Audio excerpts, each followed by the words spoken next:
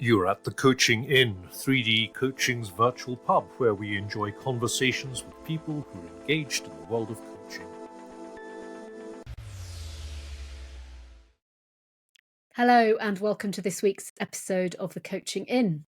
I'm your host Claire Pedrick, and it's absolute delight to be in the good company today of my friend Mildred Yuan, who is on one of our coach training programs and is a friend and neighbour now. Yes, neighbour in lovely Malvern.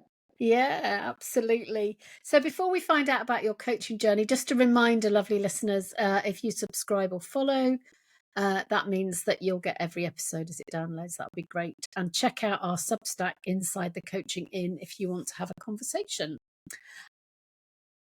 And we'd love to know where in the world you are. So if you'd like to put that in a comment on the podcast, that would be fantastic to know, because we have listeners in 128 countries. Did you know that, Very Mildred? impressive. I did actually, and that is still very impressive. So whatever brought you into coaching then? I've always been interested in coaching. Huh? And whether that's from when I was a dancer, because we did coaching as part of that, in my corporate roles in consulting, and now that I'm in the entertainment industry, I've always been interested in this concept of coaching and helping people to get where they want to go. Nice. So tell us what your job is, for those who don't know. So at the present moment, I'm a talent agent and empowerment coach. And so I represent directors, creatives, actors in film, TV, and theater. So, I look for opportunities for them. I help pitch them. When they get a job, I negotiate their contracts. When it goes wrong, we then go look back at the contracts and we enforce those contracts. Then when it's time to get paid, then I turn into a bailiff and I start chasing down invoices. You have never seen me chase down an invoice. My husband said that is the scariest thing he's ever seen. Really? You're the person that coaches should have on their side. Every coach should have an agent. Well, I do think there's something. Yeah. The thing that attracted me about agenting is this idea of having an advocate, right? Having someone on your side. And whether that's a lawyer or an agent or a coach, that's very powerful. We behave differently when we think there's someone on our side than if there is no one else on our side. Yeah. And you said to me after we had watched a film in your house, you said you need an agent because as soon as you say to somebody, I'll get my agent to talk to you, it changes the conversation. It does. Because again, you're saying to the other person, listen, I have people. I'm important enough and I am valuable enough that I have people who back me. Yeah. And I think that just changes everything psychologically for you as well, as well as the person that you might be interacting with. Yeah. When I first started out, I called my administrator a name, even though I didn't have one. Was it a virtual one? No, it was just in those days, it was an in tray on the desk. And I'd say, I can't remember what her name was, but she'll deal with it on Friday. So Polly the in tray. Yeah, because it's much easier to chase an invoice if you're not chasing it yourself. Yourself. Yeah, no, that's an interesting thought experiment as well, right? How would you do something if it weren't you personally doing it? Yeah. Now I have a real life person who I think probably you and she could have an invoice chase off. Oh, that would be an interesting competition. Yeah. So how are you using coaching in your work now? Well, so last year, as you know, I said to you, listen, I haven't had time. I've always been really interested in coaching, but I'd really like to finally formalize this and learn the stuff. And so I did the transforming conversations, and now I'm about halfway through level 1. Just did my 60th hour of coaching Well done. last week. No, today. Today was 61. And I found it fascinating, really learning the tools. Yeah. And the how, rather than coaching kind of just happening. Yeah. And, having been a dance coach before, having been a mentor before, yes, some of these things I had done, but didn't have names for. Yeah. And it was great to then all of a sudden have a name for it and go, this is the thing that I'm doing. And it's valuable. And this is what it does. And this is the impact it has. Yeah, and as you're talking, it reminds me of something I've said a lot and probably not explicitly enough, which is that we don't teach anyone anything that you don't know. It's just that you haven't named it, or you don't know you know it. And then once you know it, you can be more consistent about using it. Yeah. And naming something also gives it power. Yeah, absolutely. Absolutely. So you probably have named invoice chasing strategies, which now you've named them, you can draw on them.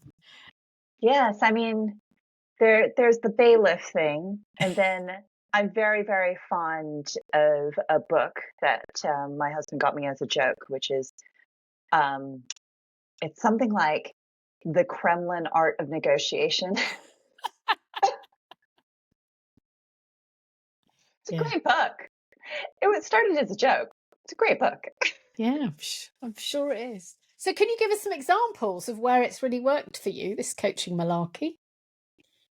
Well, I think in any job where you have to deal with people, I'm like a big fan of people having some sort of knowledge about coaching, because I think so often jobs that involve dealing with people, like most of the damage that we accidentally do, it's because we don't intend to do it. And we just we go and we trigger everyone else with the way that we're used to doing things. And we go, well, why did they react like that? And with agenting, it's such a people heavy business. I mean, even our portfolio, so to speak, is about individuals, about people and their talent. And then we have to then take this portfolio of people and talent and sell them to other people. So we interface with people all the time. Mm. And I just think the thing that coaching has done for me, the most important thing, and has done many things, but just letting me understand the boundaries of where to sit, where I am the most powerful, and leverage my strengths, and then letting it go and letting other people leverage their strengths. Yeah. And stepping back. I don't have to do everything. Mm-hmm. And this is as true in coaching as in any walk of life and jobs. But, I think sometimes we get very anxious about, I have to do it all. Mm-hmm. I have to make it happen. And I think the wonderful thing that coaching has gifted me with this year is, you don't have to do everything. And sometimes the magic is letting it happen. Yeah. Because it's about you being your most powerful, but it's also about them being their most powerful, isn't it? Yeah. And you rob people of the opportunity to grow into themselves. Yeah. And their power. And agents are as different from each other as coaches are. And but we also have similarities. And there are, in popular culture, you always see, the agent's always the very stressed one, trying to hold it all together, and it's spinning out of control. And yes, that does exist in reality as well. I mean, that doesn't come from nowhere. Yeah. But at the heart of it, we all became agents because of our clients and the talent that we want to amplify. And if our clients don't feel powerful and they can't grow into themselves and we do it all for them, we're missing a trick. Yeah. Yeah. And yet I imagine that some people want to give you the power so that you do the work. Oh, absolutely. I mean, one thing I talk a lot about is the fantasy of the fairy godmother or the white knight. We all want to feel like someone's coming to save us because then we don't have to do it alone. Mm. But sometimes that means you don't recognize that you are the most powerful person who can save yourself. Yes, I'm not saying you have to do it alone. You can have help, but unless you look into yourself and you go, look, even if no one came to save me, I can solve this problem. I can save myself. Mm. Then it doesn't matter. Like, of course, the people on your team help, but it doesn't then become about, lots of people in the industry talk about, I'm waiting for my shot. I'm waiting for someone to open the door.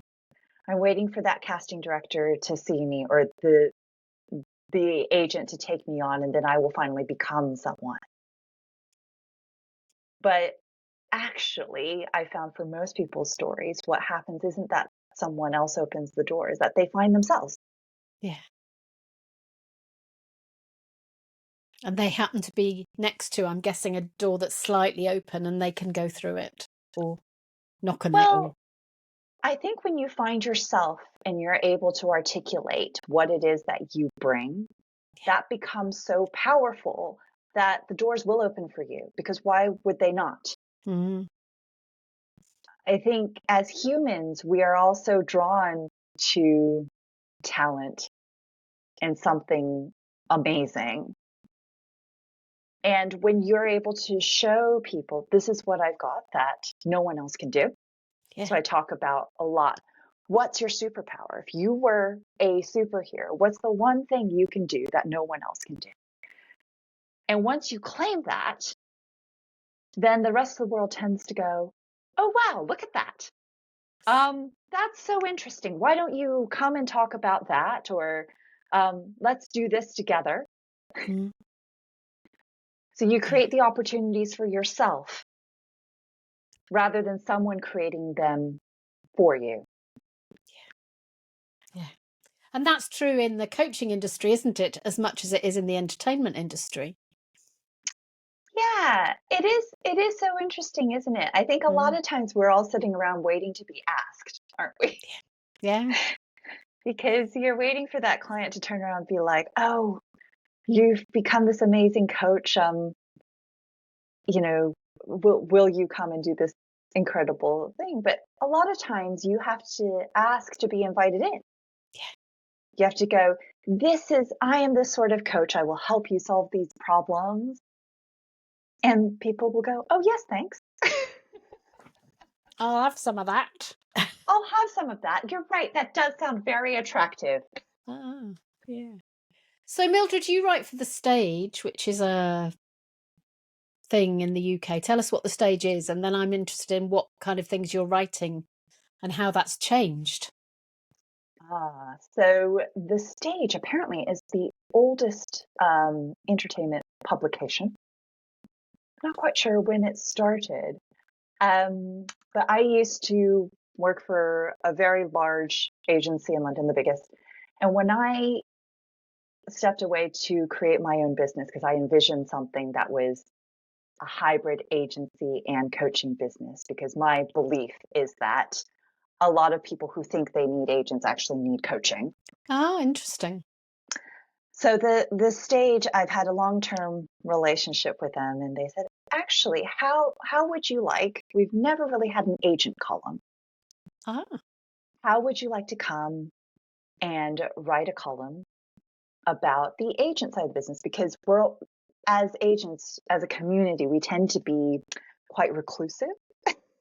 We do what we do, like off stage, behind the camera, and half the time people don't quite know what we do, even in the industry. And so they wanted a column to talk about some of the things we do, debunk some myths, and talk about trends in the industry. So, yeah, I've been doing it for about a year now. And it started out with just things people would ask me about on social media. And things like, how do I work with an agent? It's like, now I've got one. What do I do? Most people, if they're an actor, they go to drama school and they're told that they must get an agent when they graduate. They get an agent and they go, now I have one. What do I do? So it started out with some tips about how you would build that relationship and make that work. And then as it evolved, I started writing about things like AI in the industry. So I created my own AI talent agent. Her name's AI Mildred. She's available 24/7. Unlike me, she always answers your question. She doesn't get grumpy. But so I talked about the implications of AI.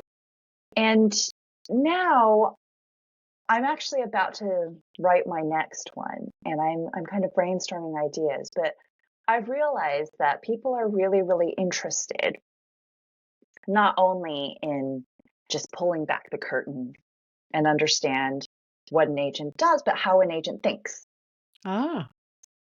And one of the things that I'm experiencing at the moment is that's changing. I mean, it's always dynamic, but the kind of fusing my identities as like coach and agent has really just made me think deeply about, okay, how would I handle certain situations differently? And one of the things I've been thinking about recently is, so we have in coaching, if you're not sure, ask. Yeah. If you're not sure, ask. And this is such a simple concept, but sometimes in entertainment, especially when we're busy, we don't have time to ask our clients. And we go, do they want to do this? Do they want to go in for an audition or a meeting with this? Well, of course they do. Why wouldn't you? And okay, fine. There will be times when you don't have time to ask. But when you do have time, I do think you get that extra level of connection and understanding between you. And sometimes what's really interesting is when what comes back isn't what you expect. And then you get a moment in the agent-client relationship where you're like, so what I thought you wanted isn't what you actually wanted. And then you can take it further and go, so what should we do about that? Yeah. How do we co-create something going forward to take this into account? Because I was assuming that maybe you wanted your career to go a certain way. Yeah. But it appears I was wrong. So has that changed? Do we want to change? And I think that's a very useful conversation to be having. As you were talking then, it felt like there's a web between you and the actor, whoever they are. And that there's something about that strengthening that the agent actor relationship or the coach thinker relationship strengthens both the relationship and the position of that other person in the world. Yes. Less wobbly. Oh, yeah. Because also when you ask, you give the person you're asking power or give it back to them. Yeah. Because you're going, what do you want? What do you need? Rather than me running away with myself and assuming that, yes, what we're doing is we need to get you into film. So I'm going to go blindly, go and put you up for all these film jobs. Never mind this very interesting and lovely theater job that's just come along. Yeah. Yeah. And you've got some great stories, haven't you, that I won't ask you to share here, but where that's actually made a really big difference. Oh, absolutely. And actually, sometimes when you're really busy, you go, I won't ask them because it'll just slow the process down. Mm. But actually, the disruption of asking them and maybe getting a different answer means you go, okay, how can we be intentional about this? And okay, sometimes, because we're all human, you ask the client, they say something different, and you go, that isn't what you said you wanted. You go, are you sure? Yeah. They wait for a while and they think about it, and you can see them thinking. And then they go, no, you're right. Ignore me. I was having a moment of FOMO. But even that process of letting them think through that Mm. and going, actually, I am sure now about my path, the path we have created together. Mm. That also strengthens that bridge, that strengthens the resolve to go forward. Yeah. Yeah. So, looking at other people in your industry, if you stand in their shoes and you watch Mildred do what Mildred's doing, Yeah. What are they noticing, do you think? Or what do you hope they're noticing? Oh, I'm sure what I hope they're noticing is very different from what they are. Apart from going, Mildred doesn't live in London anymore. Oh, well, I hope, I mean, I've always been progressive. Everyone knows that. I've always been trying to look forward rather than back. And our industry's taken such a huge hit in the last few years with the pandemic and all of the strikes, and it hasn't really recovered. But nevertheless, I think that's even more of a reason to look forward and try and see what we could be, what we could change to be better. But I also very much understand that right now there's a resistance to that because people must feel that things are crumbling. It's not as good as it was. There must be a sense of nostalgia. There's a temptation to look back. And I really appreciate all of those views in the spectrum in between. I know there are people who think that by looking into the future, I am hastening our end. And I understand that, but the future is not going to stop coming. AI is not going to stop coming for us just because we don't look at it, we don't engage with it. And I like to be optimistic when I'm looking forward. And I think, well, sure. I mean, if AI wants to take emails off of me, that sounds really grand. Who likes writing emails all day? But that means I really need to lean into the best human parts of myself. Yeah. And that includes all the frailties, the vulnerabilities, the things we don't like to talk about. And how do I maximize that to the best, for the best impact of my clients, whether agency or coaching alike? I have to believe that I am more than ChatGPT acting concerned and being like, so what do you think about that? Yeah, as you're talking, it makes me think about that Brené Brown quote where she says that vulnerability is the first thing we look for in others and the last thing we'll disclose in ourselves. Because there'll come a time, if people do go really into AI, where as humans we get fed up with. It's like talking to a perfect thing, isn't it? Even if it's imperfect. Because there's no frailty. And it can be kind of eerie. I was doing a webinar last night about how you advocate for yourself by pitching yourself positively. And I said, well, now we have AI tools. In fact, AI Mildred does know how to pitch you, and it can give you some ideas if you're really stuck. But that's it. It's an idea. You still have to take it and run with it and make it actually good and personal. Yeah. Some people, they'll take AI and pitch me, copy, paste. But that's only going to do so much. If you use it to then challenge your brain and go, is that what I want to say about myself? Is that the right word? How could I make it more personal? How could I make it better? How could I make it more authentic?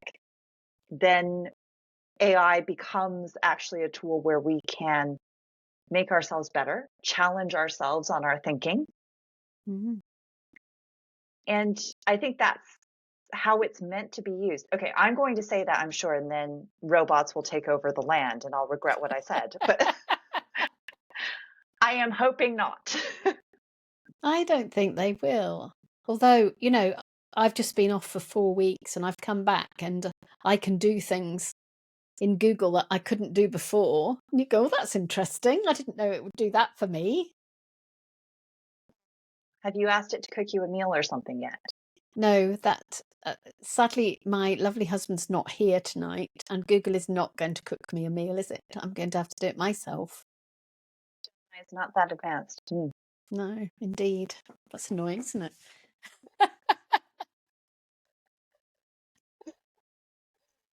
So I had a question that would disappeared. We were talking about the impact it's had on your column in the Stage. Oh, yeah, that's right.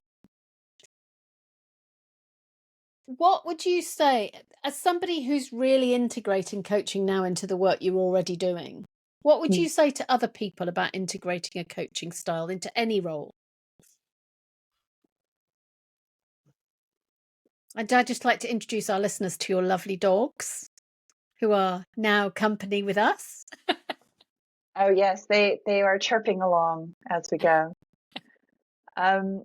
I think it takes time. I think it doesn't work if you go, oh, I'm going to take a coaching approach to everything. It takes time to blend and take the bits of it that help. And you have to be really open about it going both ways. Yeah. And it taking a dip. But overall, for me, I think everyone should do coaching training, because if we can all listen better, if we can help people move forward rather than stay in the past, that's only a good thing. And I'm a big, big fan of letting people discover what's already within themselves. And then you don't get the false hierarchy where, in so many industries, you get, oh, these are the high performers, and these are the middle performers, and these are the low performers. In my version of the world, everyone's a high performer in their sphere, but they have to be seen for the person they are and the strengths that they have. And for that to happen, they have to first discover it within themselves. And we have to leave them enough room to be able to do that, don't we? So it's not about abandoning them to themselves, but it's about being present as they do that discovery. Yeah, witnessing and noticing the changes. And I think that's such an important part of growth, because if no one's around to go, hey, you've grown, or witness that, it almost doesn't feel as real. Yeah, and there is something, isn't there, that when we own our own development, then we know it's ours. Yeah. And it's not yours. It's mine. And therefore I can do things with it rather than thinking, well, I'm only here because of Mildred. Yeah. I wouldn't advise anyone thinking that they're here because of me.